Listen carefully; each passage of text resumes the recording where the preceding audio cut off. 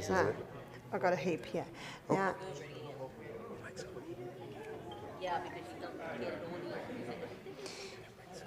in that room,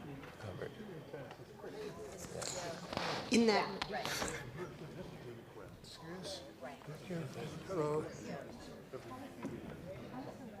I'll turn it off.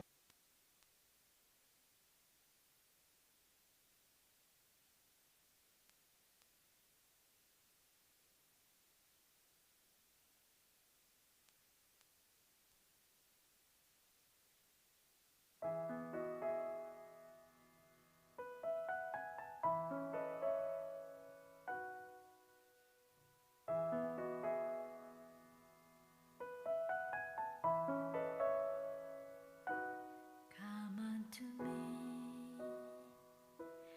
all ye that labor and are heavy laden, and I will give you rest. Take my yoke upon you and learn of me, for I am meek and lowly in heart, and ye shall find rest unto your souls. For my yoke is easy and my burden is light. Come unto me, all ye that labor and are heavy laden, and I will give you rest. Take my yoke upon you and learn of me, for I am meek and lowly in heart, and ye shall find rest unto your souls. For my yoke is easy and my burden is light. And learn of me, for I am meek and lowly in heart, and ye shall find rest unto your souls. For my yoke is easy and my burden is light.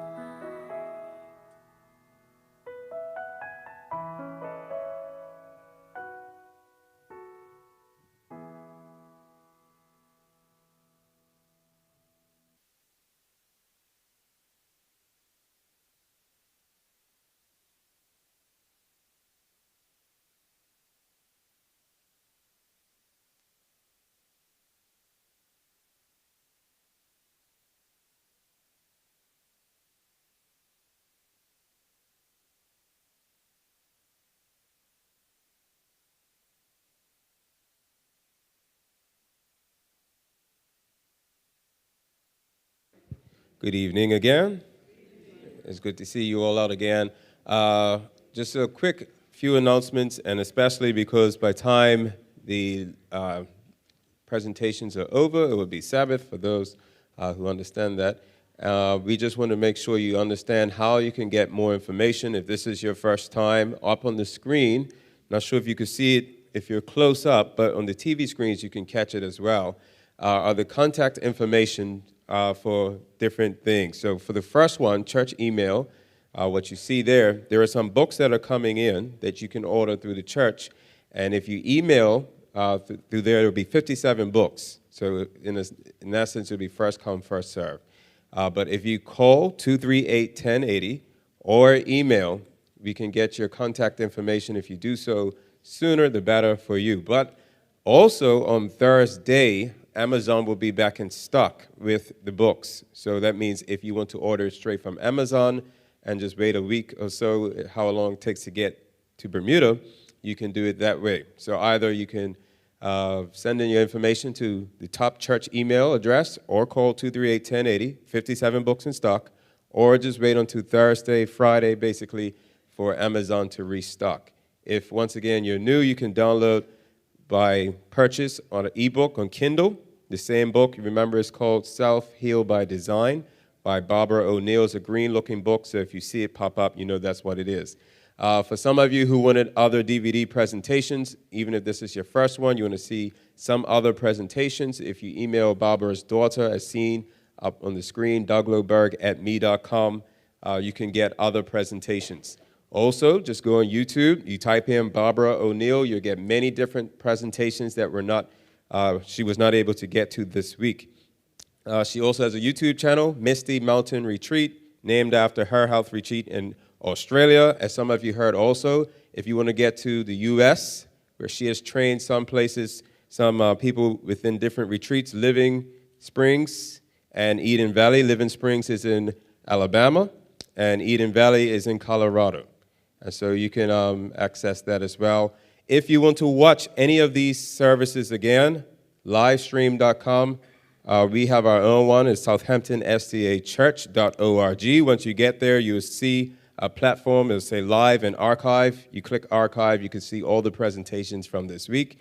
If you go on YouTube, you can type in our YouTube channel, Southampton SDA Church, and find the same presentations. And lastly, Barbara just gave us her own website. So you can actually go to her website to find even more information. That's at barbhealth.com, as seen on the screen. If you cannot see it, at the end of the service, we bring it up, and you can just take pictures of it at the very end as well. Before we begin, just in case you got one of these, there's a prayer card. As much as we want you to be physically healthy, we also want you to be spiritually healthy, right? So if you fill this out at the end, as you turn it in to Brother Smith, or even in the orphan plate, that would be sufficient. All right, so we're just going to also remind you, just in case you've forgotten, tomorrow will be 2 services in the morning, and that will be the last ones. The first one at 9:30. The second one will begin at 11 and be finished before around 1 o'clock. All right, so those are the last 2 ones. They'll be dealing with the brain. Barbara will get back more information as she begins. So if you could just bow your heads in prayer, and then we'll get straight to the service. Dear Heavenly Father, we thank you once again for your many blessings you've given us. Praise the Lord that you allowed for Sister Barbara O'Neill to share the wealth of knowledge that you have bestowed upon her. We pray, Lord, that we will not just take this and just let it go away, but that we will utilize it to help our bodies to be the optimal performance that you have them to be, what you designed for us, your amazing creations. You've made us amazing machinery, and we pray that we'll learn how to heal it by design. So we thank you once again. Please bless us this evening. In Jesus' name we ask these things. Amen.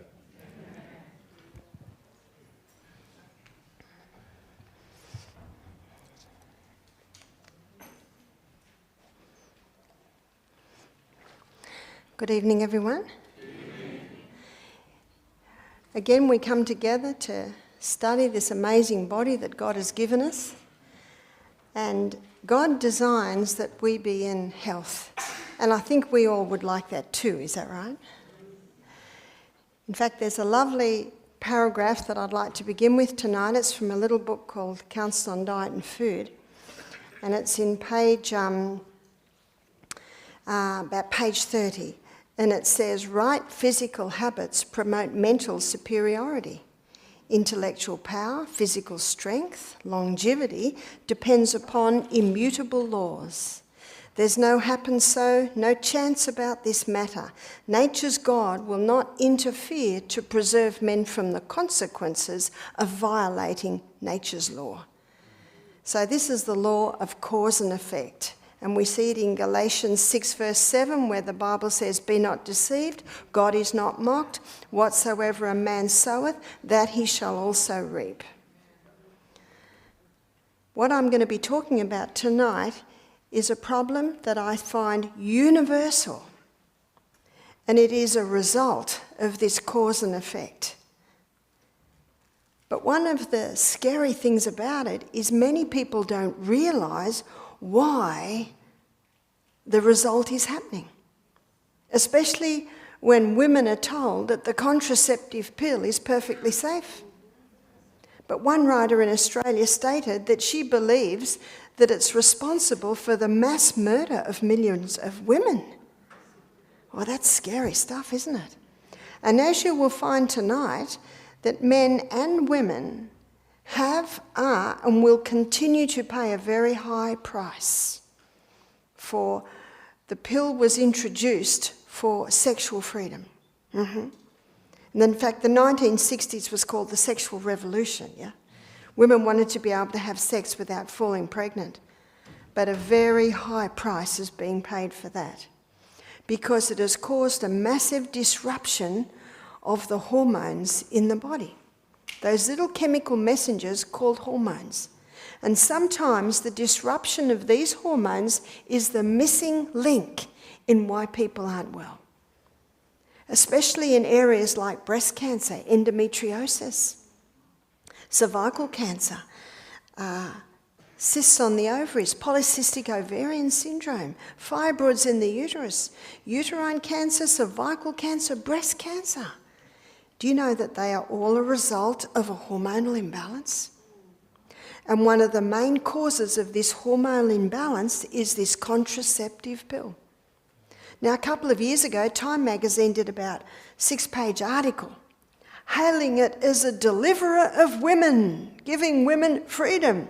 There was not one indication in the whole article that it's caused any problems.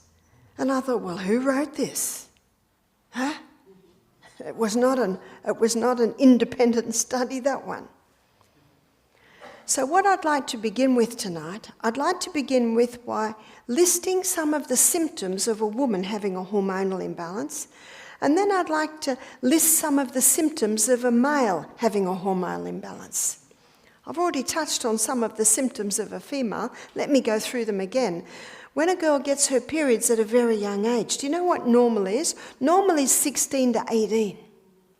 And yet you never hear of such a thing hardly now. We're getting young girls who are developing breasts at the age of 8. And they're beginning menstruating at the age of 9. Do you know, this is when they should be still little girls. That is an indication of a hormonal imbalance. Usually come through from the mother. And we're going to have a look at how it comes through the mother. And sometimes it's come from her mother. But there's always a reason, because as I showed you on Monday night, it's our lifestyle habits that are affecting the DNA we're giving to our children. Another symptom of a female having a hormonal imbalance is very heavy periods, very painful periods. Also, premenstrual tension. How many women and men think that one's normal? I've got some good news tonight. It's not. One man said to me, my wife, he said, for 3 weeks a month, it's pleasant to be with her, but for 1 week a month, he said, it's just terrible. He said, I come home from work, nothing's done. Breakfast dishes are still on the table. She's still in her pajamas. No washing's done. The house looks like a bomb hit it. And if I say anything, she just loses it. And then once that week's gone, everything changes. He said, for 3 weeks, I try and prepare her for that week. And by the way, how does that lady feel about that week? She's got a hormonal imbalance. That's why I say I've got some good news tonight. It can be remedied, and I'm going to show you how. Another symptom of a hormonal imbalance in a woman is breast cancer, cervical cancer, uterine cancer, endometriosis, fibroids in the uterus, cysts on the ovaries, polycystic ovarian syndrome, endometriosis, heart disease, depression. These are some of the symptoms of a woman having a hormonal imbalance. Well, what about a male? What are the symptoms with a male? Low sperm count, penile dysfunction, inability to hold an erection, called PD. In Australia, they have clinics for this. You know, the current figures in Australia are 40% of men over the age of 40 are having trouble with this. The male nurse that I know, who's in charge of 35 clinics where this runs, he said, we had a 21-year-old man come wanting help for his wedding night. Bit scary, hey? Another symptom of a hormonal imbalance in a male is prostate problems. We didn't know what the word prostate meant 20 years ago. Also, too much of the female hormone can cause a man to be effeminate, and too much of the male hormone can cause a woman to be masculine. So these are some of the symptoms of a hormonal imbalance. What I'd like to do in the first part of the lecture is I'd like to show you how the monthly cycle should run. Then I'm going to show you what throws it out, and then I'm going to show you how you can bring back the balance. Our sex hormones are made from cholesterol. I mentioned this last night. I mentioned this last night when I, hopefully, without any measure of doubt, proved to you that it's a total hoax that cholesterol causes heart disease. And when people are getting their cholesterol levels dangerously low, what's dangerously low? 150? 100? Because you see, our sex hormones are made from cholesterol. And if you don't have enough cholesterol, that person's going to have hormonal problems. From cholesterol, the body makes pregnenolone. And from pregnenolone, the body makes another hormone called progesterone. Progesterone is a key hormone because from progesterone, your estrogen levels are made. And from progesterone, testosterone levels are made. And from progesterone, your adrenal hormones are made. Now there's your fight and your flight hormones. So you can see that progesterone is a pretty important hormone. Let's have a look at the monthly cycle. It's a 28-day cycle.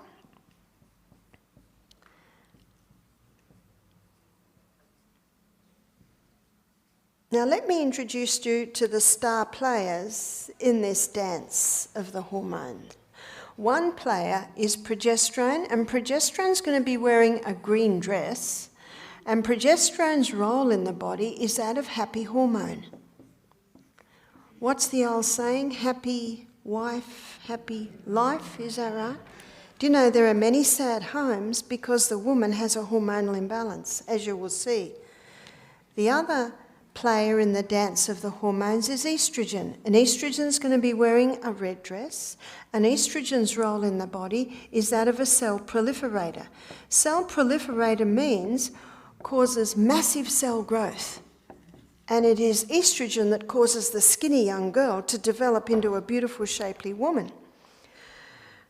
But if estrogen levels remain high, the beautiful, shapely woman can get out of shape. I liken estrogen to fire and water. Good slave, bad master. As you will see, and there are a couple of proverbs that talk about that, isn't there? When the slave becomes the master. Day 1 of the monthly cycle, progesterone levels are low. Day 1 of the monthly cycle is the day that a woman begins to menstruate. Day 1 of the monthly cycle, estrogen levels are low. But by day 7, estrogen levels are rising until we get up until day 13. Estrogen is the star player in the dance of the hormones.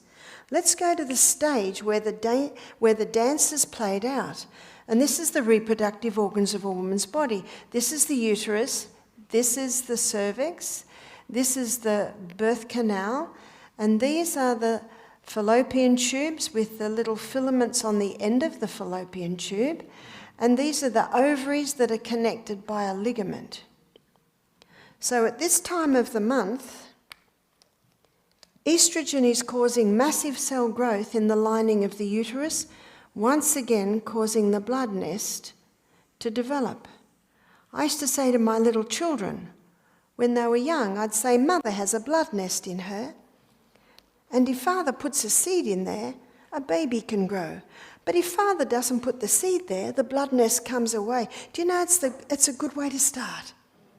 You just tell them simply like that. And as they grow and as their interest is more, you can tell them more. Estrogen is also causing massive cell growth in the ovaries, causing eggs to develop. Estrogen is also causing a form of lubricant to be released in the birth canal. By day 14, a fully developed egg bursts forth from the ovaries. And the little filaments on the end of the fallopian tubes basically pull that egg up, and that egg starts to travel up the fallopian tubes. The fallopian tubes are ever going like this, causing that egg to move up, up, up. Now the hole where the egg bursts forth develops a blister. And that blister is called the corpus luteum. I've drawn it in green because corpus luteum is the main site of progesterone production in a woman's body. Can you see the importance of a woman ovulating every month? Because when she ovulates every month, corpus luteum's made. And when corpus luteum is developed every month, then progesterone levels are maintained. There's your happy hormone. There's keeping all of these other ones under control. And so, with the development of corpus luteum, now progesterone levels rise. So by day 14, progesterone levels are starting to rise. Now, because we've got our egg, we've got our nest, we've got our lubricant, the message is now given to estrogen that estrogen can go now backstage. Now, with the rise in progesterone, what effect is that having? Progesterone has a ripening effect on the lining of the uterus, putting the finishing touches. I liken progesterone to the plasterers and the painters. Progesterone also heightens a woman's mood at this time of the month to the point of increasing her sexual desire at this time of the month. But progesterone has another effect. So let me show you. I'm going to magnify the cervix. The cervix usually has two lips with a mucus plug. Under the effect of progesterone, the mucus plug goes, the lips come up a little tighter, and a special form of lubricant is released around the cervix, and that lubricant is designed specifically to facilitate the entry of sperm up into the uterus. So you can see the stages set for the entry of man. Did you know that between 200 and 500 million sperm are released with one ejaculation? That's incredible. You see, the sperm is the smallest cell in the human body. And as I explain what happens next, you'll see why God made so many. You see, they've got a long journey and they've got a lot of hardship. And you know, what did we come from? One. Incredible. Up to half come back out. If the sperm meet this cervix, very difficult to gain entry. But if the sperm meet this cervix, that lubricant literally grabs that sperm and shoots it up. It's got a long journey, and some of them go down the wrong road. There's no road map. They basically die and get absorbed back into the blood. But some happen to go down the right road, and aha, they found their prize. I saw a photograph one day of 15 sperm all trying to gain entry. Do you know, as soon as the tip of the head of one sperm gets in, immediately a toxic substance is released to kill all the rest, and all the little openings shut immediately. Isn't that incredible? Now, occasionally two might get in, and the only way that can happen is at the split second they both gain entry. And that's when the twins can share the placenta. Did you know that within, I think it's a few days, and in a few days, the DNA of the egg and the sperm are unravelling and starting to join together. So within a few days, there's a division to the first two cells. And when the division of the first two cells happen, the DNA of a new human being is perfectly intact. With this knowledge, when does life begin? Within days. Within days. I think there might be a few surprises on the resurrection morning. What do you think? Just incredible. And isn't it a miracle that you or I are here? When you consider everything that has to be in place for the conception of a new human being, it is a miracle. So never for a moment do not ever think that you are not precious. Precious and designed by God, each one of us. So what happens when conception takes place? When conception takes place, progesterone levels soar 200%. What do we often say when a lady's pregnant? Oh, she's just blossoming. Progesterone levels are high. I was pregnant or breastfeeding non-stop for 14 years. I'm still alive. Must be all that progesterone. People used to say to me, oh, you poor thing. I say, oh, no, it was good. Mind you, I love babies. Now, see how there is one progesterone? There are 3 estrogens. So you've got estrone, and estrone is E1. You've got estradiol, and estradiol is given the name E2, and estriol is the delicate estrogen, and estriol is called E3. Now, estrone and estradiol both have strong cell proliferator action, whereas estriol is the delicate estrogen, and it is in pregnancy that estriol levels rise. So what happens if the woman does not fall pregnant? Then by day 26, her progesterone levels are dropping. By day 26, her estrogen levels are dropping. And when both those levels drop, the blood supply to the uterus is cut. And when the blood supply to the uterus is cut, then the blood nest comes away, and we are once again at day 1 of the monthly cycle. That's what it should look like. But it has been said that only the anatomy and physiology books looks like that now. Now, before I begin to show you what causes the imbalance, I want to spend a few moments on sperm.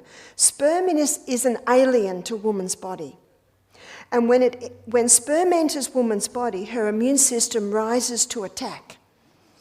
But when sperm goes through the prostate gland of a man, it takes on an immune suppressant property. So when a woman's immune system rises to attack, the immune suppressant property of sperm knocks back her immune system and sperm gets through. Otherwise, none of us would be here. But in this remarkable body that we live in, every time a woman's husband enters her, her immune system rises and says, oh, it's husband, I'll just stand back. Familiarity happens. But can you imagine how dangerous it could be in a woman who has multiple partners?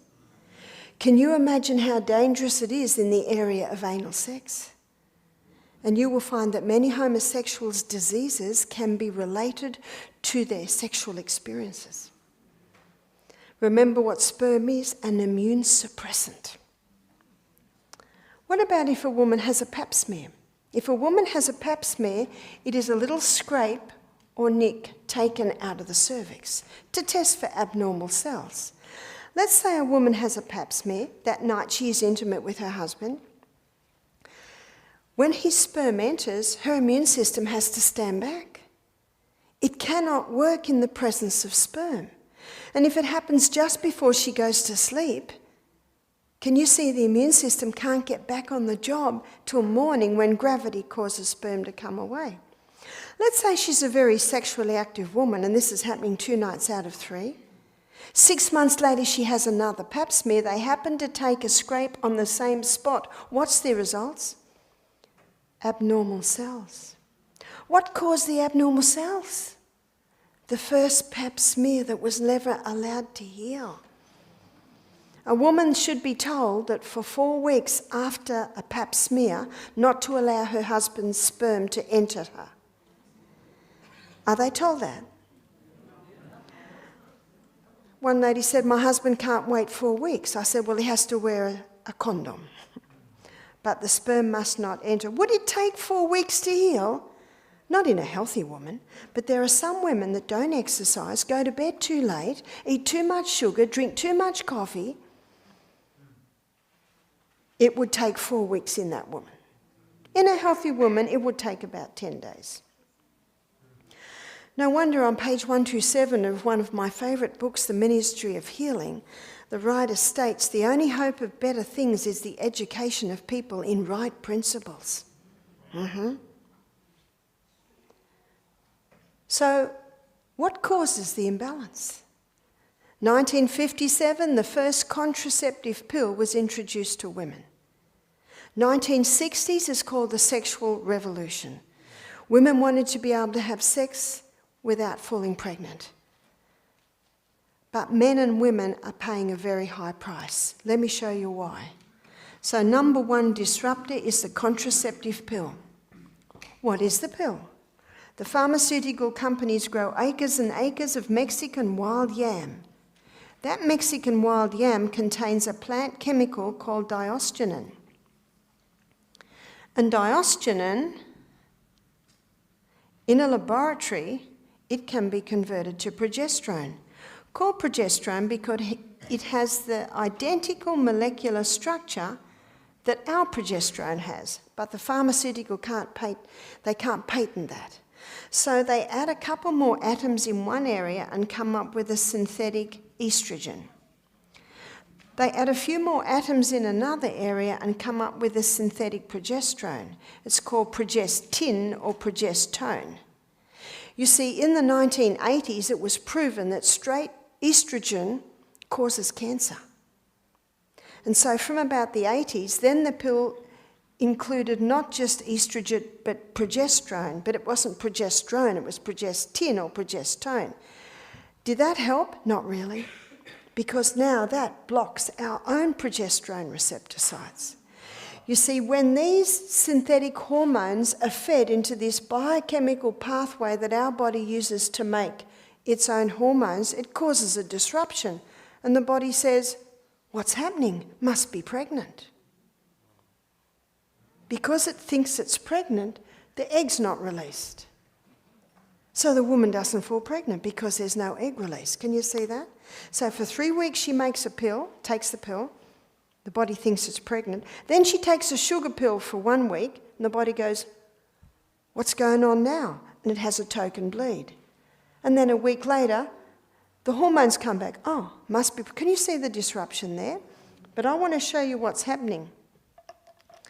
So our green is progesterone. Its number one hormone should be because it balances. It's the precursors of the others. Estrogen should be here.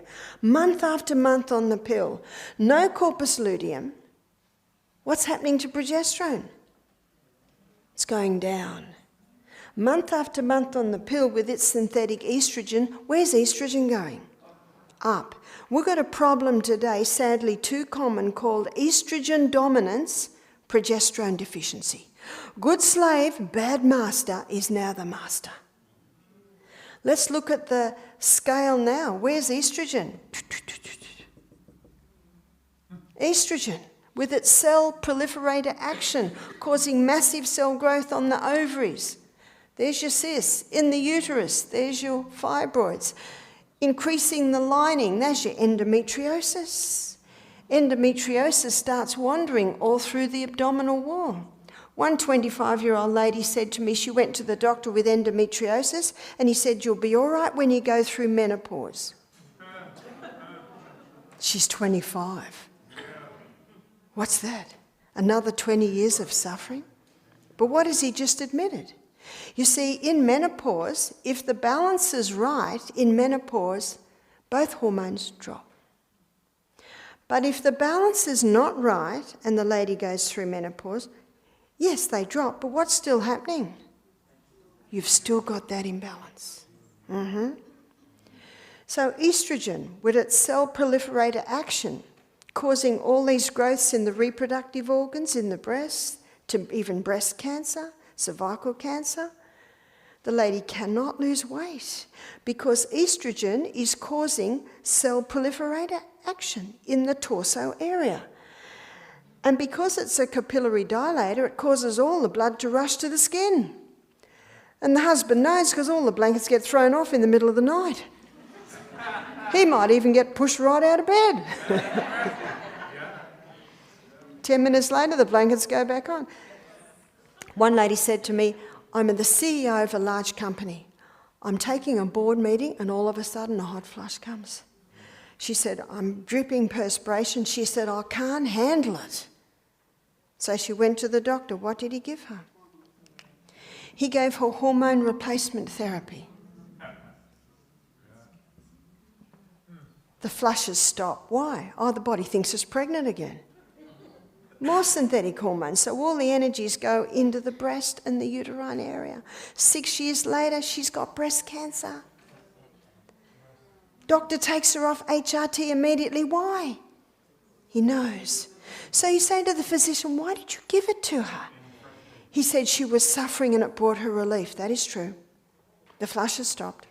But you ask the lady, what would you prefer? Hot flushes or breast cancer? What's the answer? Bring on the flushes, even in Bermuda. I'll get a fan, yeah?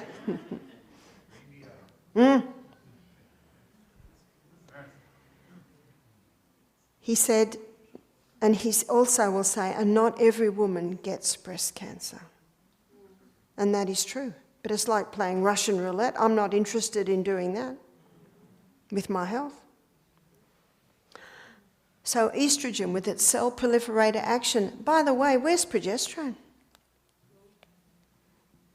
Down here. And how does the woman feel the week before her periods?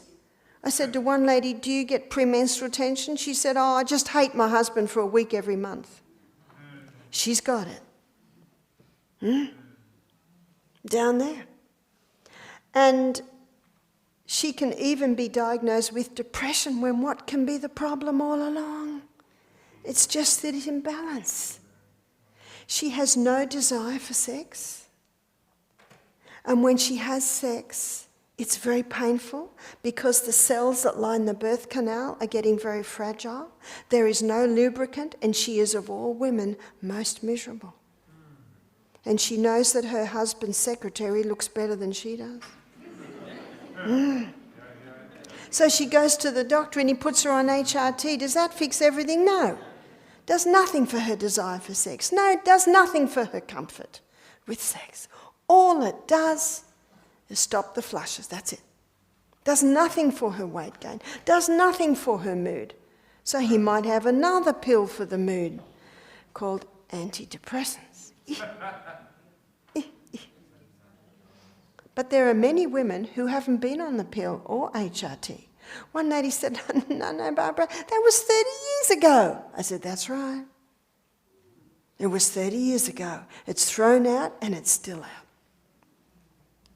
But some have never been on it. What causes a chicken to be fully developed in 5 weeks? Growth stimulants. It's against the law to give them growth stimulants in Australia. So you know what they've done now? Genetically modified the chicken to produce more estrogen. So whether the person eats the chicken or the egg, and whether the chicken has been given the growth stimulants or genetically modified, what's going to happen when the human being eats that chicken and that egg? When I was a little girl, we had chicken once a year, Christmas Day. And when I was 16, Kentucky Fried Chicken came to town. We drove all the way to Liverpool to have a look. And isn't that when people started eating chicken? Because traditionally Aussies, I'm a 5th generation Australian Scottish descent, brought up in the Presbyterian church, you know, every Christmas, that's the only time we ate chicken. But when these American companies came over with their Henny Pennies and their Kentucky Frieds, Aussies started to eat chicken. Aussies seem to think that the white meats are better than the red. Are Bermudans like that? Actually, today, the whites are almost worse. They're almost worse than the red. So let's have a look at fish. Well, when you've got 80% of women on the pill or HRT and they're going to the bathroom and the sewage goes out to sea and the fish are feeding on the sewage. What about the farmed fish? What about them? What do you think the farmer wants to do to get them to grow quick? See, it's very difficult.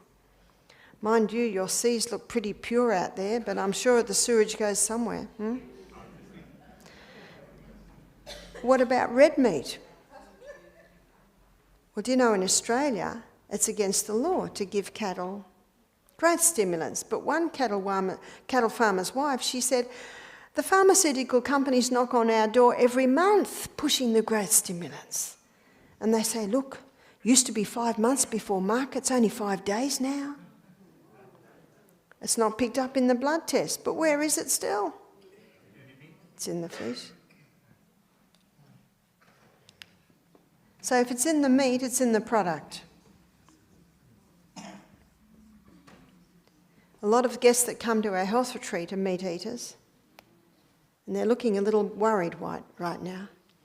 And I say, we're going to show you how to make lentils taste pretty good. And we do.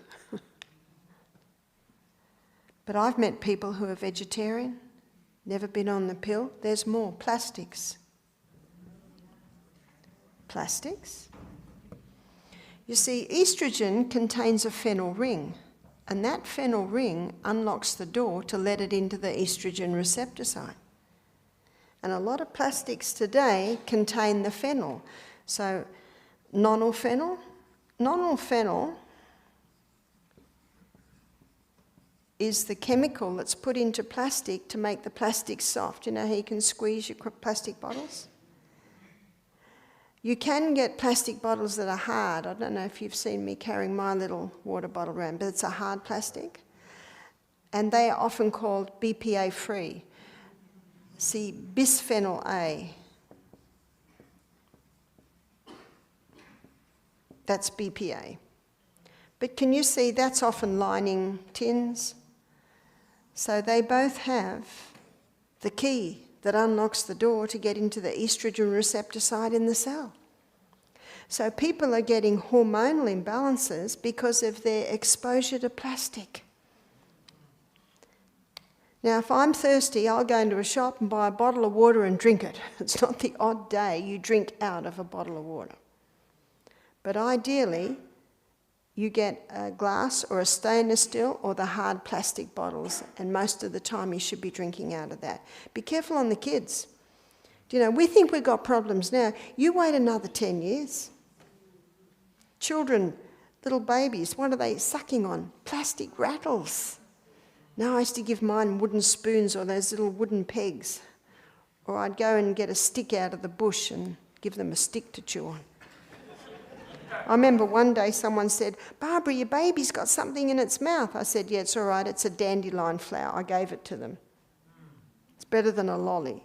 We call it a candy. Oh, they'd suck on that dandelion flower. You know, get your toys out of the bush, the good things. If it's from a park where you think dogs are, go home and boil it up a bit. But I have to tell you that'd probably even be better than plastics. Also, be careful what the babies are wearing. Now, when I had babies, you call them diapers, we call them nappies. You know, you wash the nappies. Babies are in plastic nappies. And also, how many babies are having altered cow's milk warmed up in a plastic bottle in a microwave? So be very careful. I don't know if you can get them in Bermuda, but in Australia, you can get a nappy. The brand is called Natty, and it's the nappies or diapers are made out of cornstarch. So I don't know if you can get that in Bermuda, or just go for your natural ones, your washable ones. I'm sure in this weather they'd dry in half a day, is that right? So this is why plastics are contributing to the hormonal imbalance. And one of the worst is heating. So hot soup in a plastic takeaway container. So when those plastics are heated, they give off these estrogen mimickers. So they're called xenoestrogens, meaning that they mimic estrogen. And you'll also find estrogen mimickers coming off chemicals. You'll find estrogen mimickers coming off herbicides, insecticides, pesticides. That's why go organic as much as possible. Grow your own as much as possible. There's another one. There's a mould waste called zearalenone.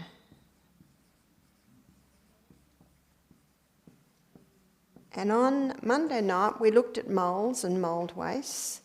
And there are millions of different moulds, and so millions upon millions of different mould wastes. Now, zearalenone is unique in that it has an estrogen effect. Let me give you a story of something that happened in the 80s in Puerto Rico. They had an epidemic of children going through puberty at 5 to 6 years of age. So they began to investigate, and they found that cows were being given an anabolic steroid to help them grow quickly called Zearalol. And it was made from zearalenone, the mould waste, because they grew quickly. And the women would eat the meat in pregnancy, and that would affect the development of their children. And they thought because it wasn't a chemical, it was sort of a mould waste, it wasn't that bad, so they were giving it to the cows days before they were taken to market to be slaughtered. Now, in Australia, all grain is tested to see if it has any zearalenone in it, because grains grow it very easily. But if they were to stop any grain that had a trace of zearalenone, no grain would get through. So they've actually got what they consider a safe level of zearalenone, and if it's over that, the grain's destroyed. Do you know they find grain that's over the level because it's had contact with mould, and in silos it's very easy. Do you know no one will eat, the cows won't eat it? Do you know not even pigs will eat mouldy grain? Isn't that incredible? They've even covered it with molasses and they still won't eat it. Do they know something we don't? So all of these things can contribute to the imbalance of the hormones. And when we looked at this last night, when you've got a nation, and I know in Australia and America, and I think Bermuda's not much difference, that are eating cereal and toast for breakfast, sandwiches for lunch, pasta for tea, their diet's almost 100% wheat. And vegetarians are the most susceptible, because how many vegetarians have pasta and bread when they stop the meat?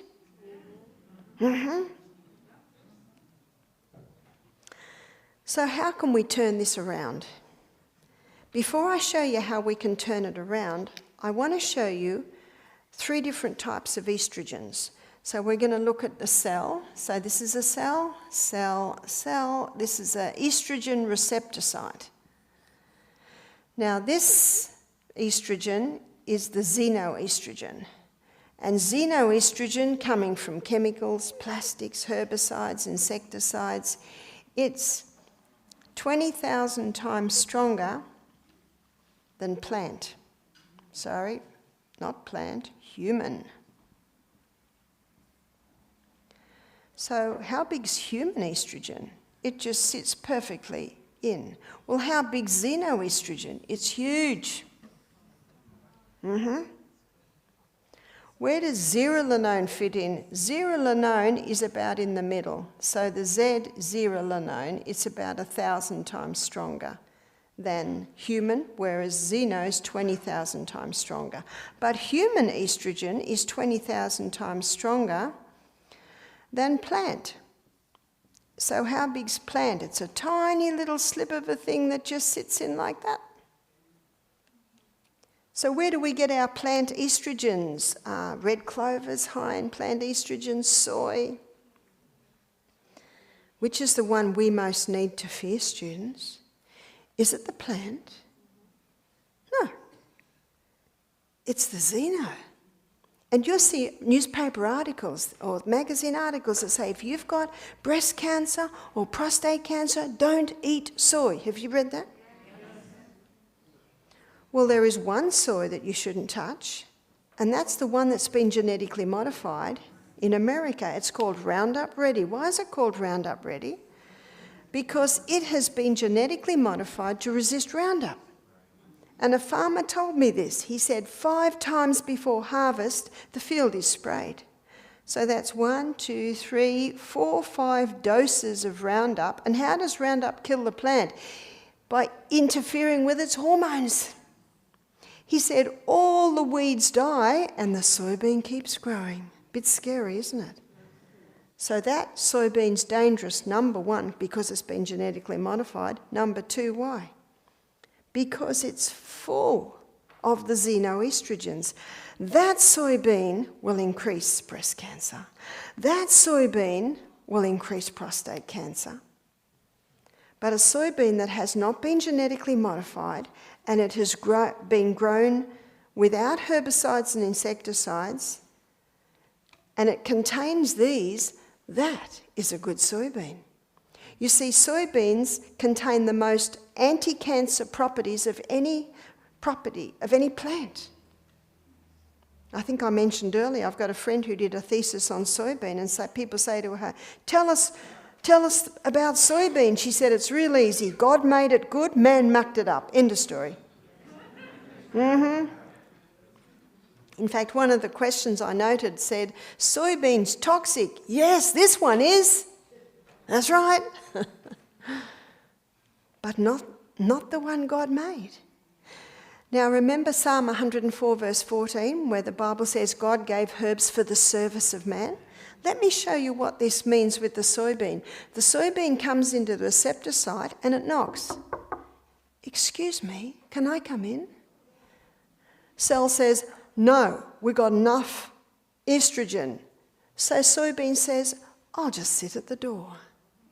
And you know what that does? That protects that receptor site from this guy.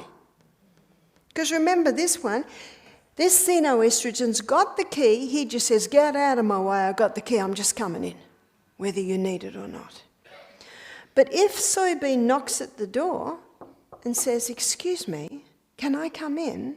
And the cell says, oh, please do, we're a little low.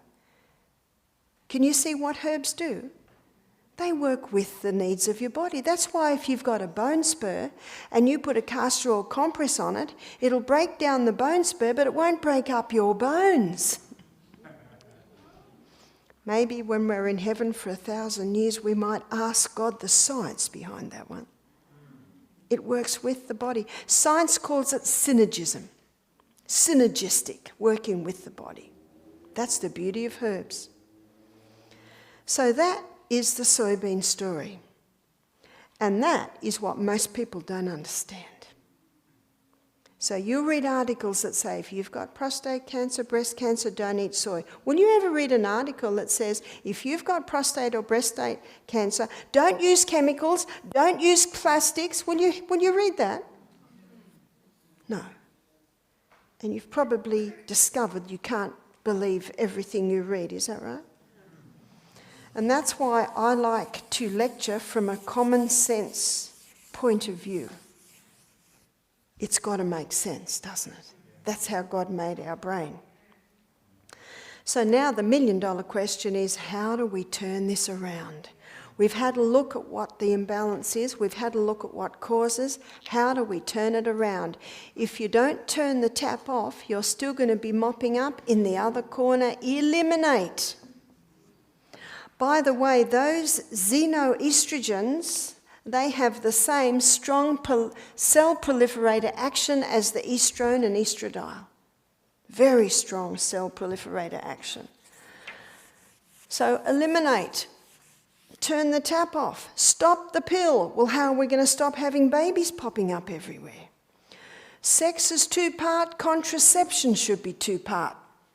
Any amens out there? The woman's role is to know when she is ovulating, and her body will give her 3 signs. One sign is that her temperature changes. Her temperature will change every day. Now, what a woman should do is she should take her temperature before she gets out of bed in the morning and chart it. And she will find that her temperature will do this, then it'll drop and go up onto a higher plane. So she charts it every day, and when she sees that drop and go up to a higher plane, she has begun to ovulate. And most women will ovulate around day 14. The second sign is that her vaginal mucus will change. When estrogen is high, it's not as profuse and it's more white. When progesterone is high, it's a lot more profuse, a lot thinner and clear. Now, what a woman does is she just tests it every day and charts it. At first, she's got nothing to compare it to, but she just tests it every day, and as the weeks and months go by, she starts to see the changes, and she starts to see where it all comes together. Her third sign is to check her cervix.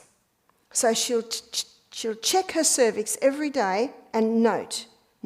Again, at first she's got nothing to compare it with, but as she checks her cervix every day, as the weeks and months go by, she sees the changes. These 3 signs will come together to confirm to her that she's ovulating. And most women will ovulate this week here. Now, those signs will let her define it. So she can say to her husband, this week here, she says, I'm safe. Here she says, I am not safe. Here she says, I am safe. So when she's not safe, he either uses a condom or he masters the art of withdrawal. Apparently the Italian men prided themselves on not getting their women pregnant by mastering the art of withdrawal. You see, when the contraceptive pill game came in, men didn't even have to think about it. But it should be a little bit of both, yeah? Now, my daughter Jessica and her husband Matthew, they were married for 3 years before little Amethyst came. Isn't that nice? That a young couple can have a few years together before the little darlings appear. My daughter Jessica says it like this, because her and her husband were virgins on their wedding night. How nice. Isn't that God's plan? She said, and this is in her words, she's my romantic daughter. She said, when a girl is born, she's born with a treasure. And she is to be taught to sacredly guard her treasure.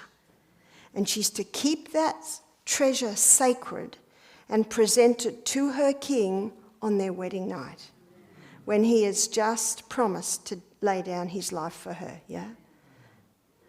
One young girl said to me one day, she was 14, she was 15. She said, I've got a question for you. And she seemed very embarrassed, and we had to go into another room. She said, I've got another question. I said, what is it? She said, what's sex like?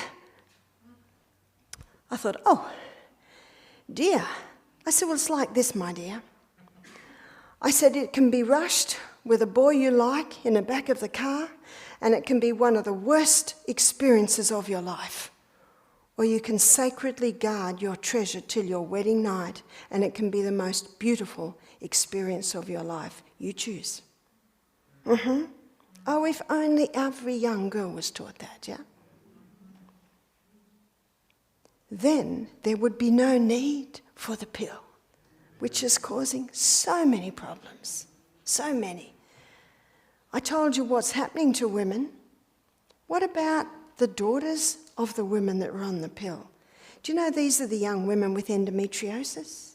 These are the young women with fibroids in their uterus. These are the young women that are dying of breast cancer in their 30s.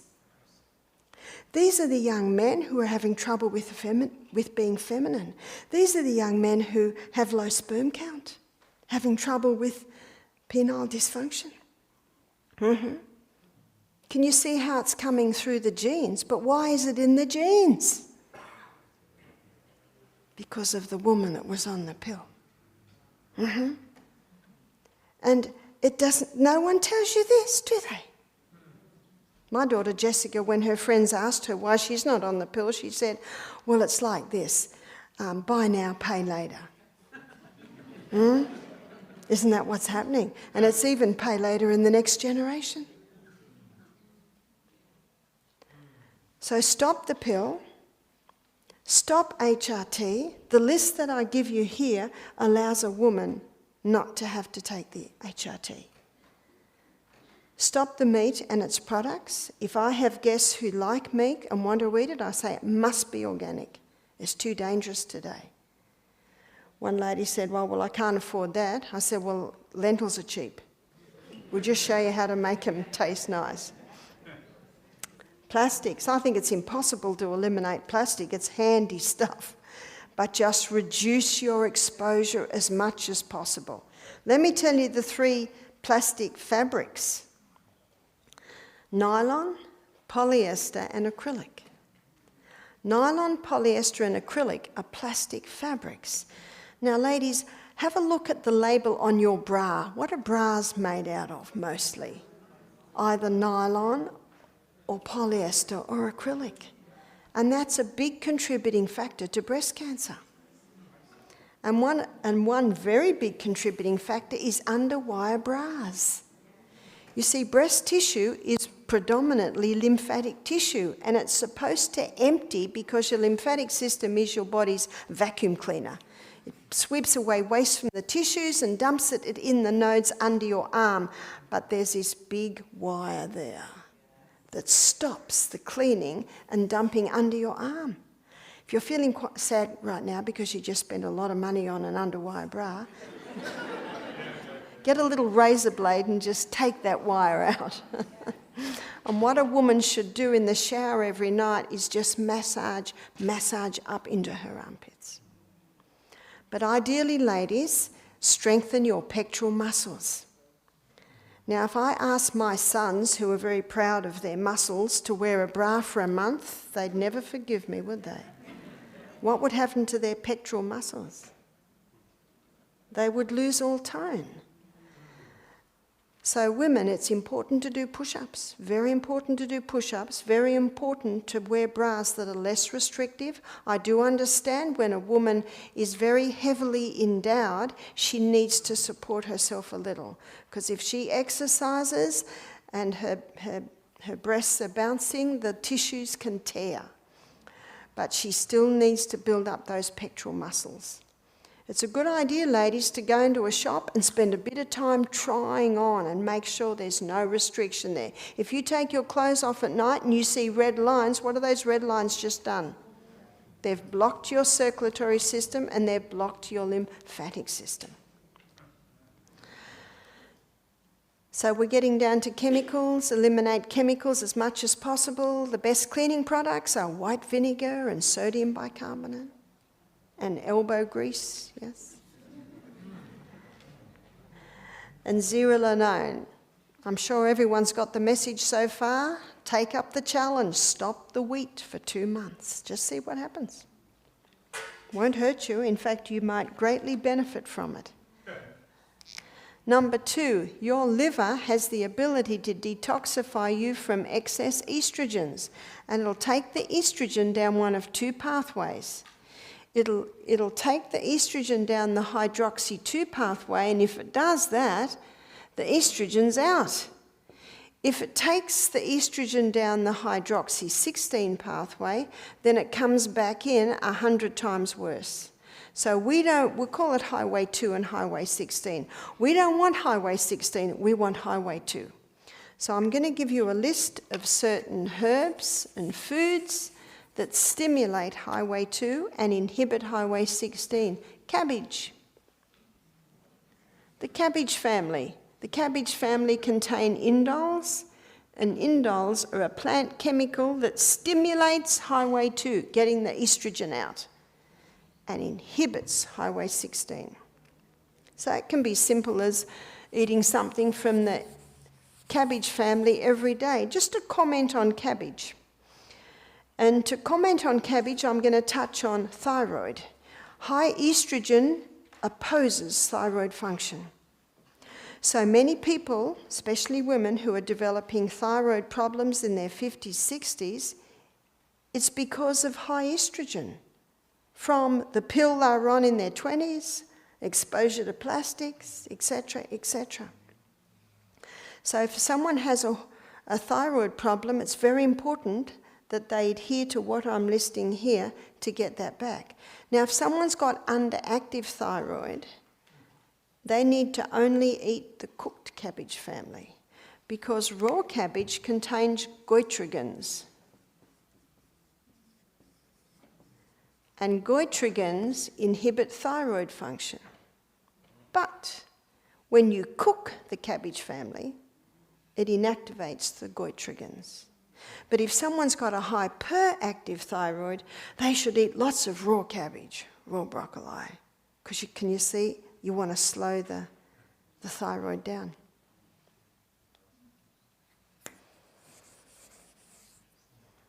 What can also stimulate highway 2 and inhibit highway 16 is vitamin B6, vitamin B9 and vitamin B12.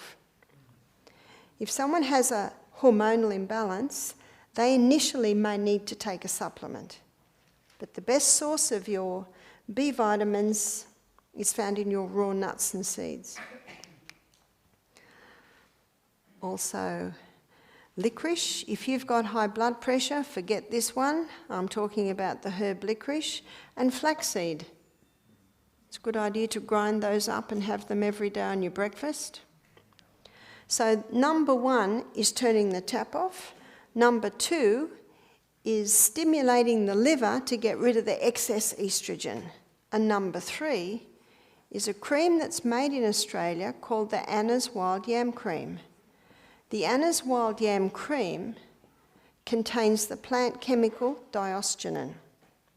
And when the Anna's Wild Yam Cream is applied to the skin, the fat cells take up the diosgenin, and that stimulates the pathway that your body uses to make its own progesterone. In America, you can buy progesterone cream off the shelf, but you keep putting progesterone in the body gets lazy. The beauty of the Anna's Wild Yam Cream is that it stimulates the body to make its own progesterone. That's its superior. It is superior with that. At the beginning of our presentation tonight and at the end, there's a website up there, or sorry, not a website, an email for my daughter Emma. She lives in America and she sells the Anna's Wild Yam Cream. Also, Living Springs Retreat in Alabama sells it, and also Eden Valley sell it. Every year when I go to America, I meet women who've been on the progesterone cream. It's not doing it. They go on the Anna's Wild Yam Cream and they're getting results. Can you see its superiority? Because it stimulates your body to make its own. So how would a woman apply it? She applies 1 finger dip. That's just past the nail bed. So she puts her finger in, that's about the right amount. She puts it on the inside of her arms 1 time, inside her thighs another time, abdomen another time, chest another time. She alternates the spots and it keeps the body reactive. I met a 9-year-old girl when I was in the Bronx who already had her periods, so I advised she go on the Anna's Wild Yam Cream. And I met a 90-year-old lady who was on the Anna's Wild Yam Cream for osteoporosis. You see, progesterone boosts bone-building cells. So people who have osteoporosis, it can be a hormonal imbalance. The worst thing you can do for your bones is take calcium. Now I'm going to tell you why. You see, your bones aren't made of calcium. They're made of 12 minerals and 64 trace minerals. What are the minerals? So let me give you the minerals that your bones are made of. Your bones are made of boron and calcium and chromium and iron and magnesium and manganese and selenium and sulfur and silica and potassium and phosphorus and zinc. That's what your bones are made of. And 64 trace. So it's not rocket science to determine what do your bones need? Bones harden cement, they don't harden bones. In fact, calcium supplements come into the body in an imbalanced form and can even weaken your bones. So where are we going to get that from? In fact, no matter where I stand in Bermuda, I'm pointing to it, am I right? Seawater. Yep. That's the cheapest and the easiest way, isn't it? And I've got some good news, you don't have to drink seawater. Just take a little mouthful before each glass of water and cook with it. 1 teaspoon of salt equals 1 cup of seawater. When you're making soup, stews, unleavened breads, cornbreads, put the seawater in. It's delicious. You're getting all your minerals. There's another place you'll get these minerals, and that is dark green leafy vegetables. Where did the elephant get his minerals from? Greens, dark green. The biggest boned creatures on this planet get their calcium from grass. Got some good news, you don't have to eat grass. You can eat kale, rocket, parsley. Try and have something green every day. That's what will build your bones. And you need gravity-defying exercise. What's the best gravity-defying exercise? Rebounding. That'll strengthen your bones. So you need to strengthen it by defying gravity. Do you know, NASA found that when their astronauts came back from out of space, their bones and muscles had deteriorated because what's in space? No gravity. And the only exercise that prepared those astronauts for no gravity was rebounding. And they also found when they came back from outer space, it was the only exercise that got their bones and their muscles strong again quickly. And it also increased their G-force to leave the planet. It's important to start going to training. Is that right? We're training for something more important than the Olympic Games, am I right? God is looking for a people. He's looking for workers. And they're just about all gone down. Is that right? The harvest is great, but the workers are through. We need to be physically and mentally fit. And tomorrow I'll show you how you can be mentally fit and your brain need never deteriorate. And a lot of it has to do with everything I've been talking about this week. So your Anna's Wild Yam Cream strengthens your bone. Your Anna's Wild Yam Cream also helps to balance your thyroid because the Anna's Wild Yam Cream boosts progesterone. I've seen people come off their antidepressants after being on the Anna's Wild Yam Cream. So if you're between 9 and 90, that works. How long should a woman be on it for? At least a year, maybe more. One lady said, a year? I said, well, you've been out for 20 years. And the good news is it's not going to take 20 years to get you back. But it may take 1 or even 2. I've had a few men say, thank you for giving me my wife back. My head's not being bitten off every month anymore. One lady said to me, thank you for giving me my daughter back. When she turned 13, horns came out. She said, the horns are gone in. What about a man? Well, the Anna's Wild Yam Cream also sell his yam cream.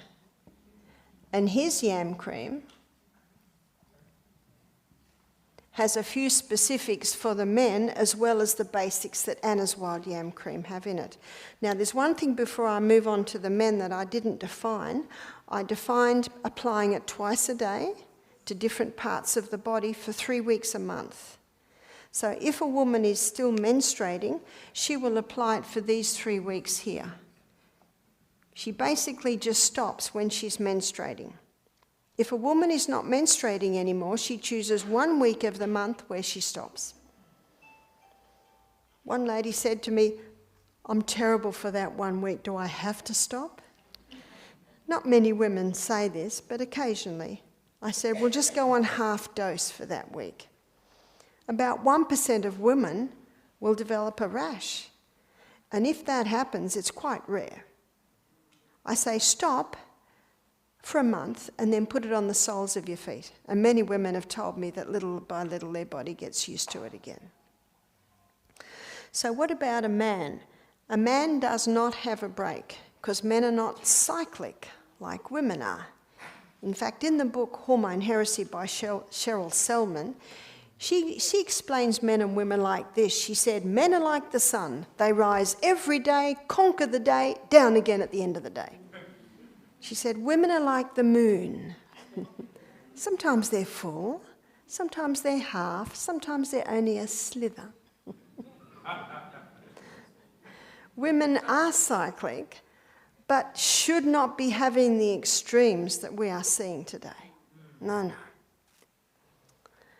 So why would a man apply the yam cream? A man would apply the yam cream for low sperm count. One man said to me, this stuff just puts lead in his pencil. Another man took it because he was not happy with the fact that he was so feminine. And another, we've had a few men take it to help with prostate problems.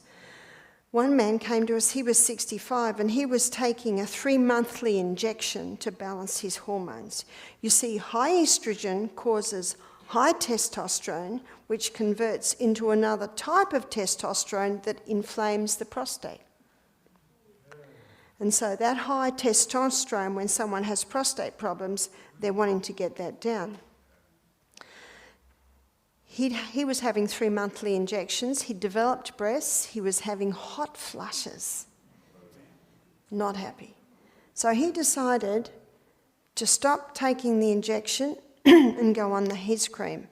He implemented something else, which I've touched on a few times this week, which is the 8 laws of health. He started to exercise. He started to limit his technology time. He started to go to bed a bit earlier. He stopped his daily coffee. He started to eliminate wheat and eat more legumes. And he applied the yam cream. His wife emailed me 10 months later. She said, his testosterone level are the best levels they've ever been. And he's not having hot flushes and the breasts have gone down. That was in 10 months. Just on the annas. What I love about it is it works with the needs of the body. So how long would a person be on it? Maybe 1 year, maybe 2. If after a year you stop and you think, I was better on it, go on it a little bit longer. So a person would be on it for osteoporosis. They would be on it to help conquer their depression. They would be on it for maybe heavy loss of blood every month. One lady said after 1 month on the cream, her blood loss halved. So can you see there's a variety of reasons that a person would be on it. So the postmenopausal women, with all of their symptoms that I described to you, what the Anna's Wild Yam Cream will do is it'll get estrogen down and progesterone up, which means now they can start to lose a little bit of weight. Will it help with their desire for sex? Yes, it will raise it somewhat. But there are 2 other problems I mentioned before that they're not going to be remedied that quickly with the Anna's Yam Cream, but there's something else that's becoming popular that is helping many women, and it's called yoni stones. So what are yoni stones? Now, yoni stones are made out of nephrite jade, and they were developed in the Chinese dynasty by I don't know if it was by the emperor, but it was certainly to get the concubines sexually toned for the emperor. So what are the nephrite jades stones? Well, I shall draw them for you. They're like an egg, and that's probably the biggest size, and this is the middle sized, and then you've got a smaller one here. So they're the yoni stones. And what a woman will do is she will insert the yoni stone until it touches her cervix. So it basically sits up like that in her birth canal, And there are 2 holes here that she can put some dental floss in it so that she can easily extract it. Now, what a woman will do is she'll wear it for 1 hour a day for the first week, 2 hours a day for the second week, 3 hours a day, week 3, 4 hours a day for week 4, and 5 hours a day on the 5th week. So she's up to 5 hours a day by the 5th week. She wears it 5 hours a day for about 6 months. By then, her pelvic floor is very, very strong. You see, just her pelvic floor holding that stone in there strengthens the muscles. She cannot even feel it there. It's like she was wearing a tampon, something like that. She cannot even feel it there, but her muscles are holding it there. And what she can do is she can strengthen her muscles against that, maybe every 15 minutes or half an hour. They're often called Kegels, you know, those strengthening exercises. So let me tell you some of the results that women are telling me is happening. I've had several women tell me that sex is no longer painful. Because the pelvic floor is strong, it increases the blood to that area, and the increase of blood to the area nourishes the cells that line the birth canal, so they're no longer super sensitive. I've had several women testify to me that their lubricant has returned. So sex is no longer painful. I had one young woman tell me that she had twin girls. This is 6 years before. Both of them were 6 pounds, so there's a lot of pressure there. And ever after, for again the next 6 years, every time she coughed or laughed, she would lose a little urine. In other words, she was incontinent because that heavy weight had weakened the muscles. She heard about the yoni stones, so she began to wear the yoni stone. She said that after, I think she said it was only 3 months, she had total control again. Because what it had done, it had strengthened her pelvic floor muscles. And you see, they're all muscles in that whole area. My daughter Jessica, she had home births, and her midwife was 52, and her midwife said to her, "I've got something to tell you that happened to me, and it might help you one day." She said, "I had a prolapse, a vaginal prolapse." She was in her 50s. She went to the doctor, and he said, "We are going to have to do surgery to pull that up." But he said, "What we have to do in a woman your age, because your muscles are no longer strong, we sew mesh in, and the mesh will hold it up." Do you know there are 800 court cases pending in Australia at the moment because of what that mesh has done? Is it the mesh's fault? Is it the doctor's fault? He has to use mesh because he can't. The muscles are not strong. Muscle knows no age.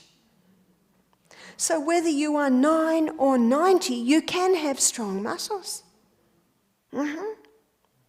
So where does the fault lie? I believe the fault lies in education, in teaching people how to keep their bodies strong. So my daughter Jessica's midwife, she didn't want that operation. She didn't want that. So she Google searched, and she found yoni stones made out of nephrite jade. So she began to wear the yoni stone. After 3 months, she went back to the doctor. He examined her. He said, "What's happened to you? You don't need surgery." What had happened? You see, we're ever fighting gravity. Gravity's pulling us down. You would be shocked at the amount of women in their 50s and 60s who have prolapses.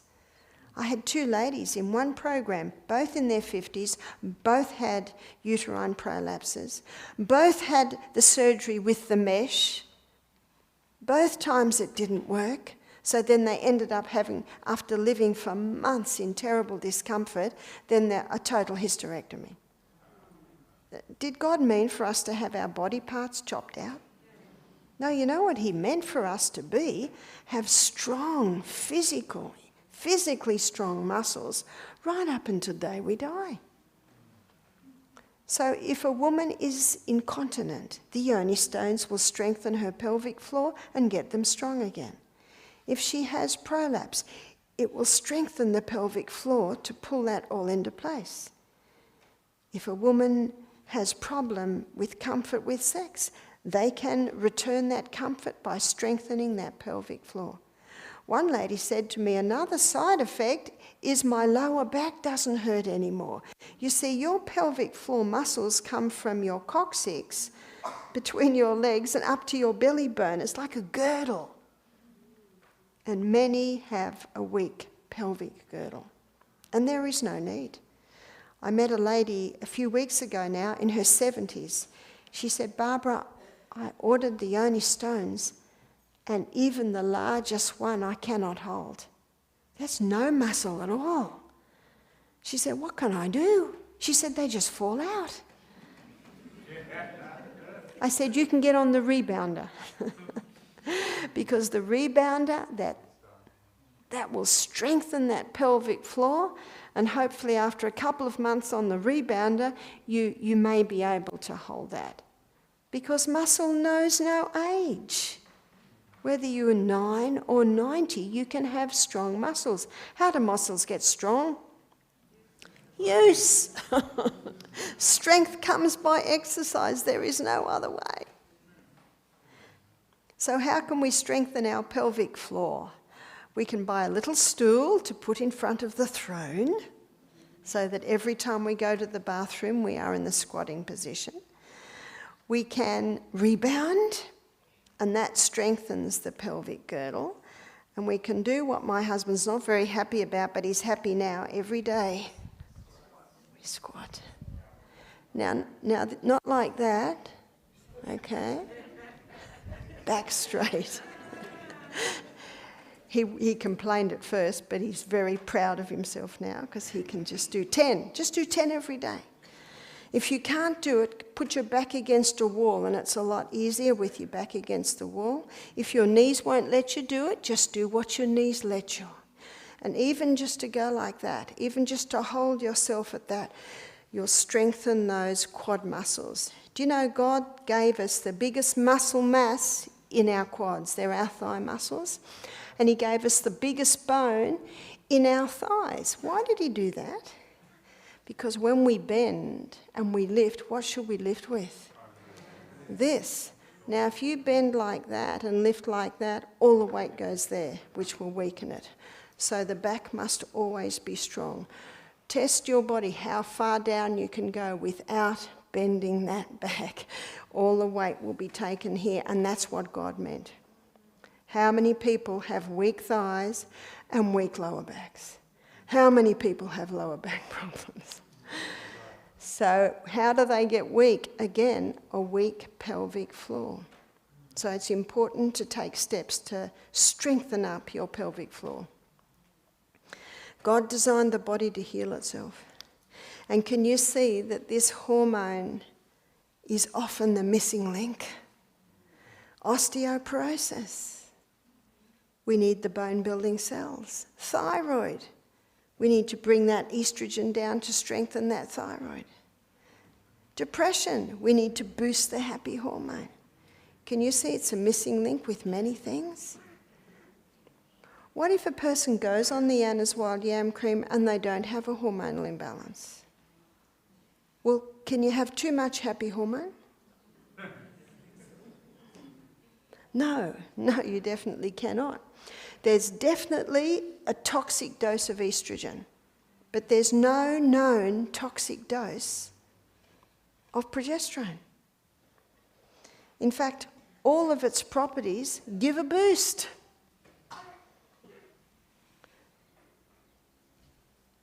So how do the 8 laws of health affect the hormones? We need pure air, because remember, zearalenone is a mold waste, so that can be a link. So let's have a look at these laws. Number 1 is pure air. Number 2 is sunshine. Do you know that our eyes need sunshine? Because when our eyes get sunshine, the ultraviolet rays go through neurochemical pathways and hit the pituitary gland, which helps to balance the hormones. So if you have glasses, try and go outside every day without your glasses on. If you can't see a thing, hold on to a tree. And get as much of your clothes off as you can, as you dare, and get that sun on the body. Dark-skinned people need 10 times the sun that I need, and you can bear 10 times the sun that I can. If you're not used to sun, start slowly. And when people come to me with skin cancer on the bottom of their foot and in the inside of their leg, is that sun? No. In fact, you know what the doctors are finding today in the research? Vitamin D deficiency is a contributing factor to skin cancer. So sunshine's important with the hormones. Temperance, I mentioned the story about the man that balanced his hormones back and he stopped his coffee. He stopped his refined sugar. In the book Sugar Blues, William Dufty, he shows how sugar is disrupting hormones. What sugar does is it has a huge effect, and I looked at this the other night. Was it Wednesday night when we looked at diabetes? You see, the pancreas is also part of the endocrine system, the whole of the glandular hormonal system. Number 4 is rest.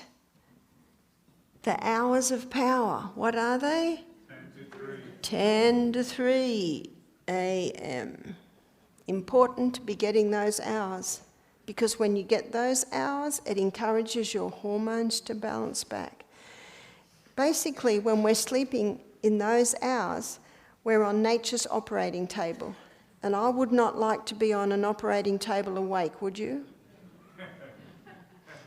So allow yourself to be put to sleep every night.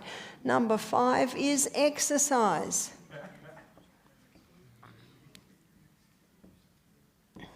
We need to be doing it every single day. And remember I said that the breast tissue is lymphatic tissue? And when you're rebounding, your lymphatic system is activated. Your lymphatic system, remember what it's called? It's your vacuum cleaner. It sweeps away waste from the tissues, and it's got all these little canals. So when you're rebounding, so your feet hit the ground and then you're up in the air, and when you're at that peak, every gate opens. And then when your feet touch the mat, every gate closes. And when you jump up again, every gate opens. Can you see the pumping system that's happening with your lymphatic system when you are rebounding? And in those hot Bermudan summer days, you've got your rebounder in the corner in the lounge room where you can't go outside. There's no jarring with rebounding. Just start gentle and then move up to it. 5 minutes, 3 times a day, that's not much, is it? That's nothing. Or you can do your interval by doing 5 minutes 3 times altogether in your morning. So you can do your 30 seconds by running on the rebounder, and then your health bounce is just the slow one, and then rebounding again.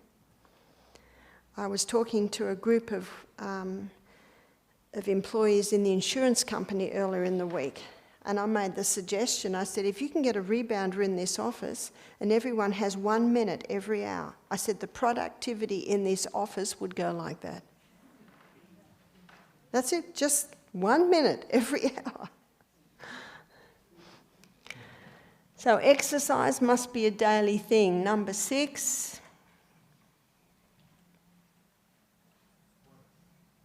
Number 6 is proper diet.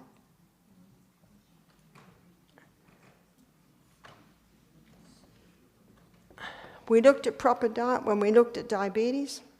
We looked at the 3 essential food groups. Do you remember them? Fibre, protein, and the healthy fats. Fats as they came from the hand of the Creator. Carbohydrates aren't bad. Remember, it's only when they're overdone and refined. So get the carbs down and the fibre, protein, and fat up. They prevent hunger. Number 7 is use of water. We need to be drinking, on an average, 8 glasses of water a day. More if you're bigger than me. And Also more if you're physically working outside perspiring. That's common sense, isn't it? And do you remember the way to get the water inside the cell? Take that little bit of Celtic salt. If you can't find Celtic salt, get a bottle of seawater and just have a little mouthful before every glass of water. And that'll get the water inside the cell. And remember, little by little by little. Take half a glass when you get out of bed. Or before you get out of bed, half a glass. Get out of bed, get dressed, another half a glass. Go to the bathroom, another half glass. Pray, another half a glass. Read your Bible, another half. You're getting a lot of water in. And 8 is trust in divine power. This is the 8th law of health. Trust in divine power. And Isaiah 26 verse 3 says, "Thou wilt keep him in perfect peace, he whose mind is stayed upon thee, because he trusteth in thee." I find that some people, especially women who are postmenopausal, are beginning to have anxiety attacks, are beginning to have trouble sleeping, all because of the high estrogen from the pill that we're on many years ago, because progesterone is your karma, it's your happy hormone. And what happens is a lady may have a panic attack and then she's begun a pathway. And the more she goes down there, the stronger the pathway gets. In fact, one lady recently emailed me and she'd gone to hospital with panic attacks. They took her home. An hour later, she was back in the hospital. You know what you've got to think? What are they going to do in there? Do you know that you can do so much by just breathing deeply, having a crystal of salt, a big glass of water, starting to laugh at something silly, and just breathing deeply and saying to yourself, everything's all right.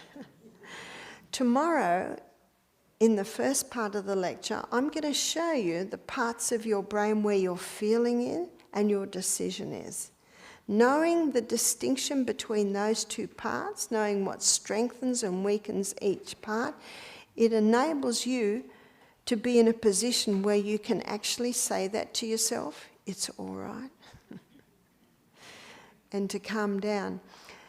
There's 1 Thessalonians 5:18, the Bible says, "In everything give thanks, for this is the will of God in Christ Jesus concerning you." So if a panic attack's coming, what does the Bible want us to do? Be very thankful. Because once you conquer your panic attacks, which you can help the next person. What about sleeplessness? That can be very, very frustrating. So it's a good idea to have breakfast like a king, lunch like a queen, tea like a pauper, so you haven't got digestion rumbling away when you go to bed. And also memorising scripture. Do you know, it's a great pastime. It's one of my favourite pastimes. And most people give up too soon. I'll be memorising all week, and at the end of the week I'll try and say it and I can't say it. You just don't give up. It's just like, if you've seen concert pianists, beautiful playing, just magnificent. Do you know they practice 8 hours a day for 2 weeks before they present? So that's what I say. What are we prepared to put into this? And they're playing for a performance. We're actually preparing for our latter years of life, which I actually want to enjoy. I want my daughter Jessica to come out one morning. Maybe I'm 99 like my grandmother was. Oh, Mum hasn't come in for breakfast. Oh, she's lying down on the path. Oh, she's dead. How nice. Maybe I've got a gardenia in my hand. Do you know, we've all got to die, is that right? And not in every case, but in many cases, the way we live determines the way we die. So God wants a people who are fit, active, and ready to work for him, no matter what the age. Is that right? Moses didn't retire, did he? No. And that's why adhering to those 8 laws of health they're the true healers. They're the true remedies. So the Anna's Wild Yam Cream can help. But if you're going to bed late and you're not exercising and you're not eating the plant-based diet, can you see that the yam cream is not going to be able to be as powerful? So every piece has to be in place. So ladies who are in your 50s and 60s, when your pelvic floor is very strong, then you can pass your yoni stones on to your daughters. And then they can pass them on to their daughters. One lady said that a week after hearing this lecture, she came home and on the kitchen table were the yoni stones and her husband's pointing to them. I got you a present. My gift.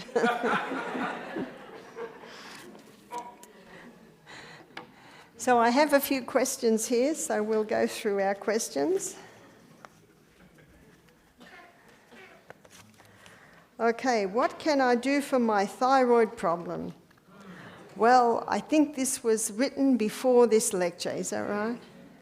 But let me just do some defining things. Absolutely, the going on the Anna's Wild Yam Cream to get that estrogen down, which is opposing the thyroid function. There's a book by Dr. David Brownstein. He's considered the world expert on iodine, and the book's called Iodine, Why You Need It and Why You Can't Live Without It. And he shows that under and overactive thyroid can be an iodine deficiency. I don't think that should be too much of a problem on the wonderful island of Bermuda, because there is nowhere that is far from the sea, yeah? And those, the sprays from the sea, the crashing of the waves, the iodine basically goes into a gaseous form and lands on the land. So all your vegetables grown here would have their iodine levels. Now you can buy iodized salt, but that's sodium, chloride and iodine, whereas seawater is 92 minerals. And as soon as you open the iodized salt, well, not as soon as you open it, but in about an hour, all the iodine's gone. Got that? So when you walk along the beach in the morning, breathe in deeply and you might get some of your iodine. Your thyroid gland needs selenium to convert iodine into thyroxine. And if a person has mercury fillings in their mouth, mercury has an affinity for selenium. You only need 5 Brazil nuts a day to get all your selenium levels. But meantime, get your mercury fillings replaced, ideally. So that's what you can do for your thyroid, and make sure you exercise, because your thyroid controls metabolism, and the only way to change your metabolic rate is exercise.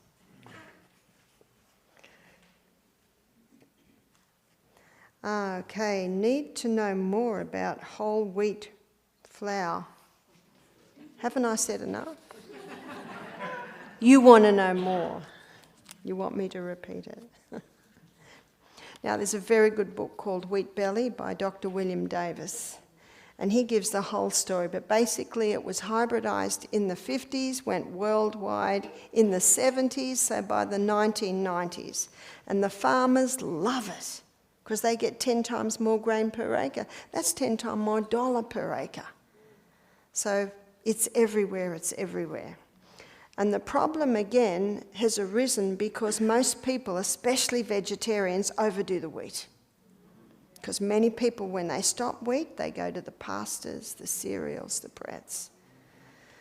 And so when a person stops wheat, which I'm sure you're all inspired to do for 2 months, once you conquer your sinus, your irritable bowel, constipation, eczema, all the sinus, psoriasis, once they're conquered, you can probably have a little bit now and then. But it's the hybridization of the wheat that has ruined it, unfortunately. But then again, a little now and then, not a big deal, once you've conquered your problem. Question: what are some natural ways of treating serious premenstrual problems like painful cramps, insomnia, and mood swings? And I know this was written before this lecture, but I have seen implementing this program has changed so many lives. In fact, the people that make Anna's Wild Yam Cream, that's all they do. They're not a huge company that sells 1,000 products, it's just the Anna's Yam Cream. They have filing cabinets full of people who've been helped. In fact, she said there are many babies today whose names are Anna. Couples unable to have children, and then implementing this, they were able to. How nice. Can ADD and ADHD be treated naturally? It can. The book Stop Autism Now is also about attention deficit syndrome and ADHD. And in that book, basically he says stop the wheat, dairy, refined sugar, start supplementing with the coconut oil. And you can get amazing turnarounds in those things. How can a young person addicted to marijuana be encouraged to kick the habit? How can they get help? Can natural herbs help? And how can a hormone imbalance be treated naturally? Ta-da. We've looked at that one. Now, for a young person to get off marijuana, they need to want to get off marijuana. So once they make a decision that they would like to stop marijuana, I really believe that it's the power of God that will enable a person to do that. Yes, they can do it naturally. A couple of days of just juice fasting, running along the beach every day, diving in the water, climbing up hills, and I've done a lot of that over the last few days. Being outside and getting the mind off it, and then being away from other people that smoke it, they definitely can stop it. And I've seen many do that.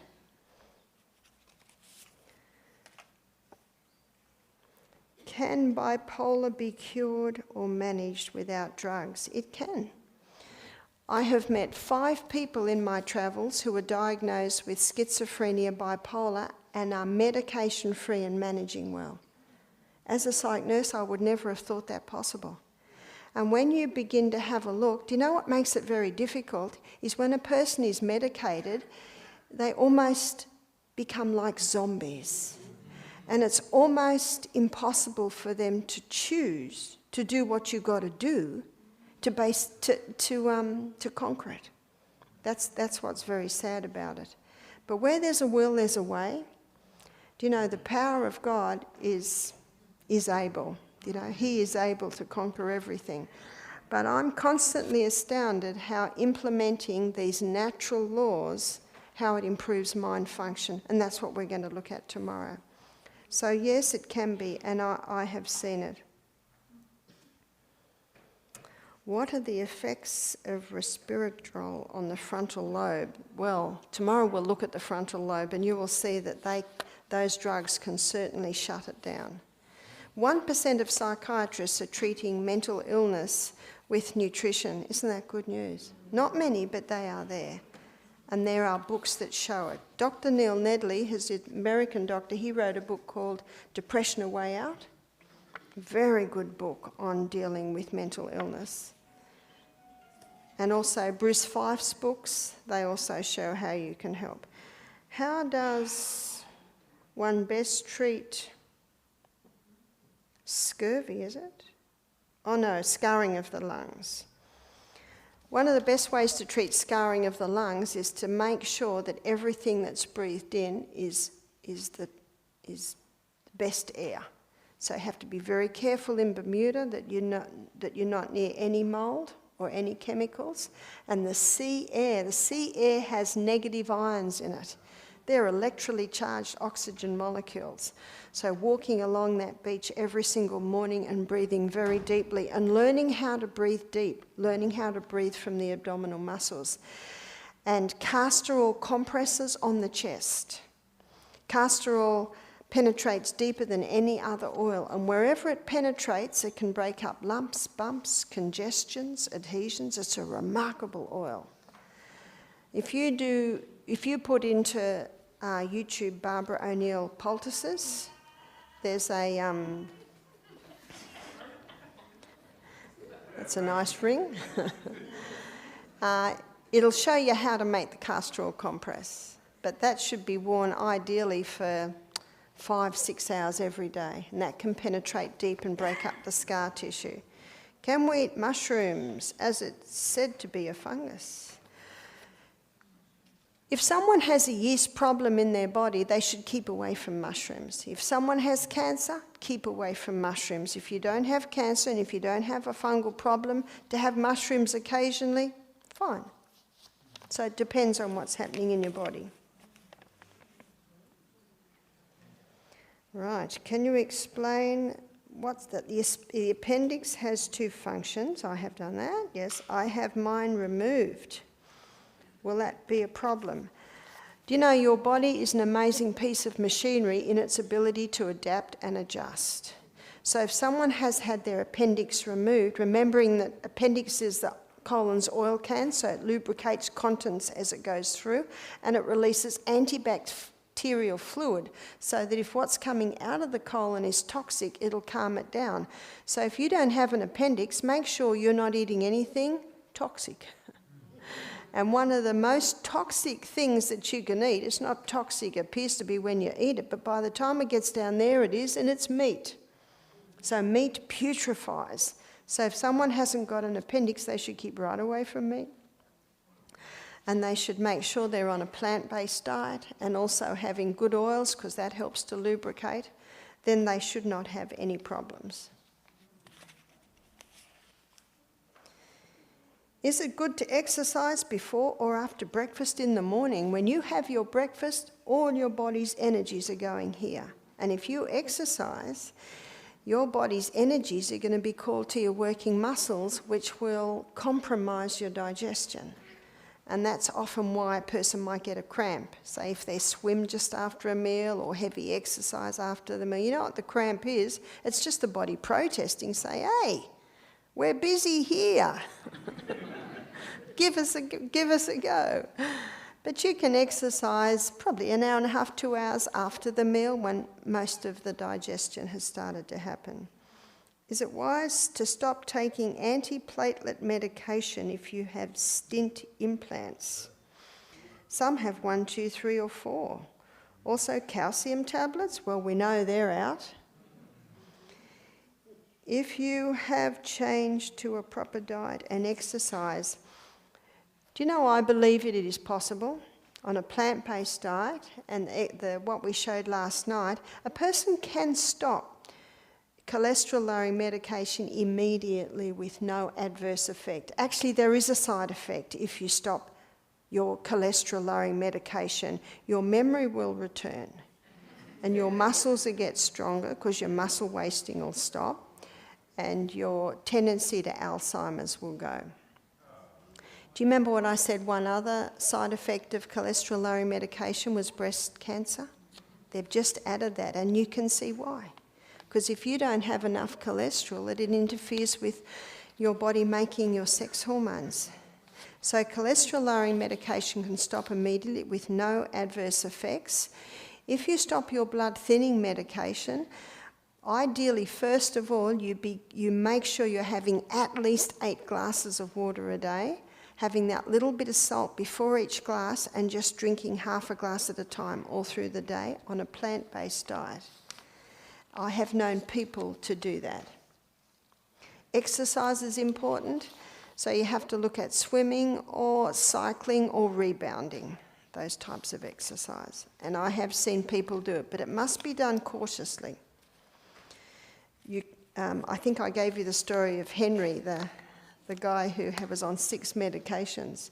And who took him off his medication? His doctor, because he began to implement everything and the levels came back to normal. Is there a way to make distilled water better for you? Well, I guess if you're having the salt before every glass of water, you're having that little bit of salt. Can one get off high blood pressure pills and cholesterol? Absolutely, cholesterol tablets can stop, and I gave you plenty of research that you can check out for yourself. One of the best is The Great Cholesterol Con by Dr. Malcolm Kendrick, the cardiovascular British surgeon, who shows very clearly that it's a con. So they can be stopped immediately. Your high blood pressure pills, Blood pressure doesn't come down quickly. So you can do what Henry did in the story I told you. He changed his lifestyle. He went to a plant-based diet. He started drinking more water. He started exercising. He was on the hawthorn berry tablets. And who took him off his blood pressure meds? The doctor, because he went to the doctor and his blood pressure had come right down. Now, what had also happened was, because he'd changed his diet, he had lost weight. And when you lose weight, that automatically affects your blood pressure. How often should you take Celtic salt? Every day, before each glass of water. So that's 8 times a day, at the start of every glass. Dr. Robert Thompson says all you're doing when you do that is replacing the minerals you lost yesterday. I have extremely dry skin. What am I lacking? So the detective hat has to be put on. Is that person drinking enough water? Is that person eating some good oils? Some people naturally have drier skin than others. I have never had dry skin, and I had a lot of acne when I was a teenager, but my girlfriends with peaches of cream complexion, now in their 60s, have very dry skin. So I guess you have your pluses somewhere. So I don't put anything on my skin, but I certainly eat good amounts of nuts, seeds, and olive oil. So really, you can nourish your skin best from the inside. Can erectile dysfunction be reversed? It can. As we've looked at, implementing these 8 laws, exercise is very important because it increases the blood supply to the area, and for the man, the His Yam cream. It has helped many a man with that. Why do you need to keep your kidneys warm? Why do you need to keep your feet warm? Because perfect health requires perfect circulation. And perfect circulation means that every part of my body is the same temperature. Because if my hands are cold, there's not a lot of blood going in there.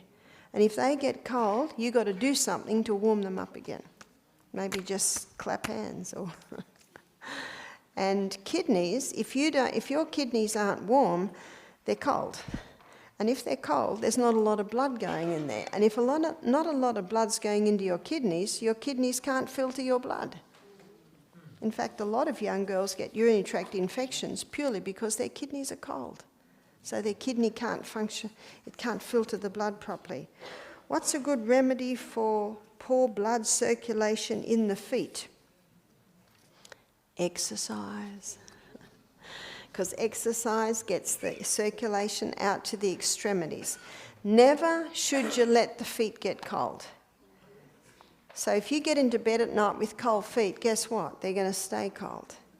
So have a hot shower, warm yourself up. As soon as you get out of the shower, dry your feet and put warm slippers on, and then get into your warm bed. I never, in the night, if I need to go to the bathroom, I never put my feet on the tiles, because what will happen to my feet? They'll get cold. So you've got to keep them warm. Now, on my poultice lecture on YouTube, I show how to make cayenne pepper compresses for the bottom of the feet. And those cayenne pepper compresses bring the blood to the feet. So we've had many a guest with cold feet because unfortunately their feet have got into the habit of getting cold, and you've got to break that habit. But you put cayenne pepper on the bottom of your feet every night. After a couple of days, they'll be warm. You'll probably want to walk on the cold tile. Hernia of the groin, what can be done, please? Do you know the problems with hernias is it's 2 muscles that have been split. And every time you laugh, every time you cough, every time you go to the bathroom, it comes out. So you might be able to heal it if you lay very still in a bed for 3 months and don't move and don't go to the bathroom and don't walk and don't breathe. It's a very simple operation to just stitch those 2 pieces of muscle together. So with a hernia, that's about the only way it can be done.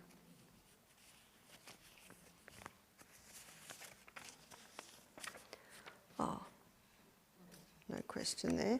What causes nasal drip and how to stop it? One of the main causes of nasal drip is wheat, dairy, refined sugar. Because when there is an intolerance to wheat, dairy, refined sugar, it builds up mucus in the eustachian tubes and you get that drip, drip, drip. Now remember, if you stop the wheat, dairy and refined sugar, it might be 2 months before it's out of your system totally. You can eat a slice of bread and it'll be out of your body in 24 hours, but the effect remains, especially if you've had this for years. I have a fat lymphoma. How can I get rid of it instead of an operation to cut it out? One of the problems with cutting it out is it can just grow again.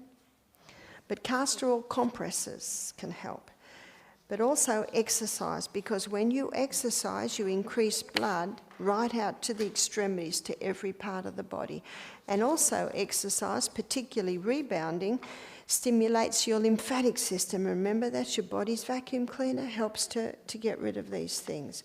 But at the same time, try a castor oil compress. The castor oil compress can be used again and again and again because it's not drawing anything out of you, it's like a vehicle holding the oil to go into you. Can you heal cryptic tonsils? What do you suggest to use? Do you know one of the main problems of tonsil problems is an allergy to wheat, dairy, refined sugar? Have I said this before? So it's eliminating that and allowing the tonsils to heal. And you can gargle with a little castor oil. You don't want to swallow that stuff, but you could gargle and spit it out. Oil pulling's very good too. That's putting coconut oil in your mouth, swishing several times if you've given it a go, and then spit it out on the grass, rinse your mouth, and that can help bring things up from the tonsils. You can also put castor oil compresses around the neck overnight because that will penetrate through into the tonsils. Oatmeal is a hybrid. Well, I guess you'd have to check that out. Organic oats aren't. So you can check that one out. Tofu is toxic. It has a strand like estrogen. Well, as we just looked at, the only toxic tofu really is your genetically modified tofu that's been grown with herbicides and insecticides. And it says that it had a strand like estrogen. Remember, it's a delicate estrogen. And it actually protects your estrogen receptor sites from the really toxic estrogens.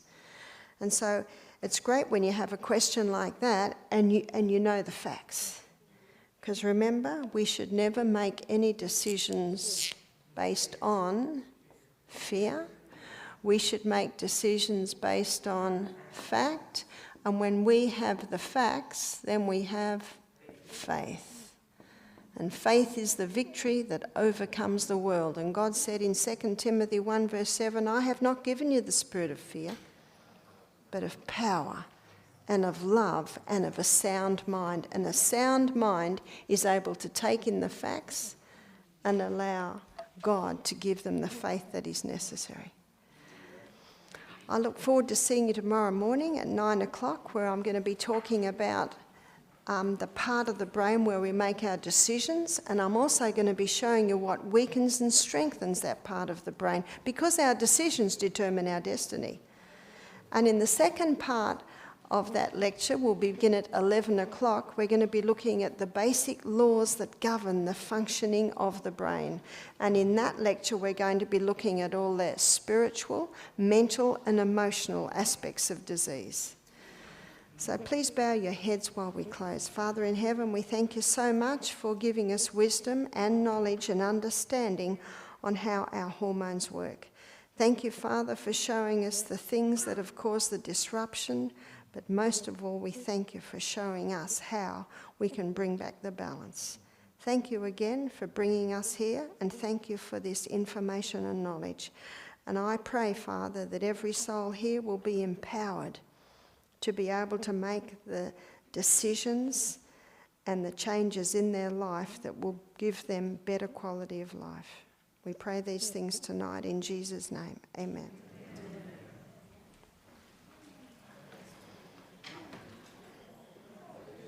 Before you leave, just real quick, if you have one of these cards, we're just asking that you just turn this in at the front. Also, if you feel blessed to just leave a free will gift and offering. And also just remember, tomorrow is the last day. The information on the screen if you need it, and just an invite by our health director. Yeah, as you go out, you may see a brochure. It says Nature's Way, but that's not the theme. It's going to be Health Weekend at Rockaway Seventh-day Adventist Church in 2 weeks from now. It's not Nature's Way. The theme is actually looking at the whole aspect of whatever you do it with all you got. You know, something about making a commitment that involves all of you that has a way of transforming our lives. And it's our lack of total commitment that results in our constant failure. So take a look at that, and it promises to be really exciting. Messages, question and answer, and also cooking class. All right? Thank you. You are dismissed.